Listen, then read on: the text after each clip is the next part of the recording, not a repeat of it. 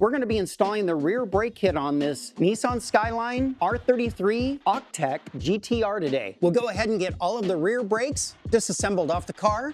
Follow along.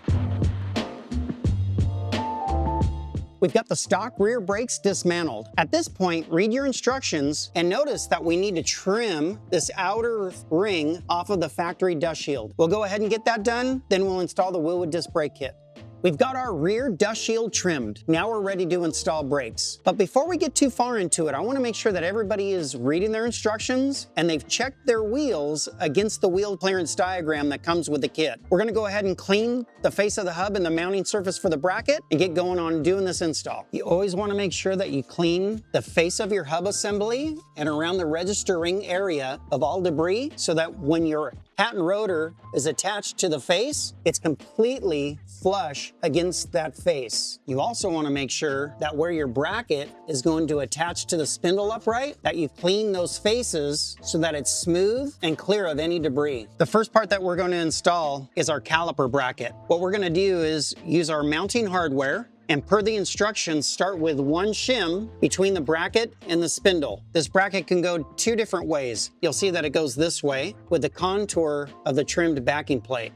We'll go ahead and mount this bracket into place using the one shim between the bracket and the spindle upright, just so that it's hand tight so that we can check our caliper to be centered over the rotor once we get to that step. Now that our caliper bracket is mounted to the upright and it's just on by hand, we're going to go ahead and assemble the hat and rotor assembly. So this one's pretty simple. You can see that this is going to be the hat that also serves as your internal drum parking brake like stock. We're going to lay it face down. Then there's a front face to this rotor and a back face. We always want to mount the rotor to the front face this way. Place some Loctite onto the tips of all of your bolts and get them started by hand. We're going to take our inch-pound torque wrench. When we tighten up these bolts, we want to do them in a cross pattern. The next step, after we've got our hat and rotor assembled, we're going to go ahead and place it over the bolt pattern, make sure that it's nice and snug up against the face of the hub, and install 3 of the lug nuts to keep it in place while we finish the assembly. Once you have the hat and rotor assembled, make sure that you spin the assembly so that nothing is interfering like your dust shield that you trimmed. In this case, we're in good shape. We're ready to install the caliper. What we're going to start first with is our radial mount bracket is going to come with these 3/8 shims. We're going to install one on the radial mount brackets. We'll take the caliper and install it over those studs all the way down.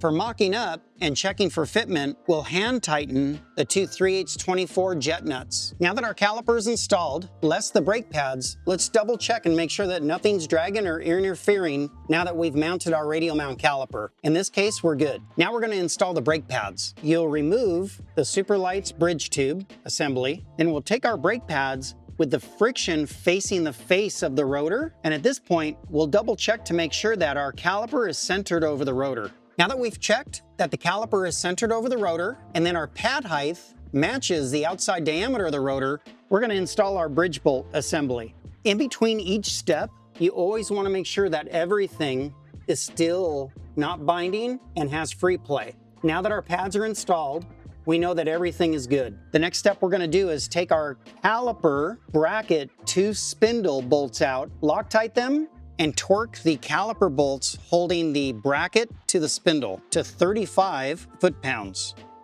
Then the last bolts we need to torque are our radial mount stud bolts that are holding the caliper to the bracket. Those are going to be torqued to 30 foot-pounds. Now it's time to install our steel braided line kit. So we'll take our 45-degree caliper fitting and apply Teflon tape onto the pipe side that goes into the caliper. On the back of your caliper, you'll notice there's a sticker covering the inlet. Remove that. That's where our caliper fitting is going to be installed. Once we install this fitting, it'll be facing straight down. So when I start my steel braided line kit, I like to go ahead and screw the -3 steel braided line onto my chassis fitting. Then I'll take my other end and attach it to my caliper inlet fitting on the -3 side.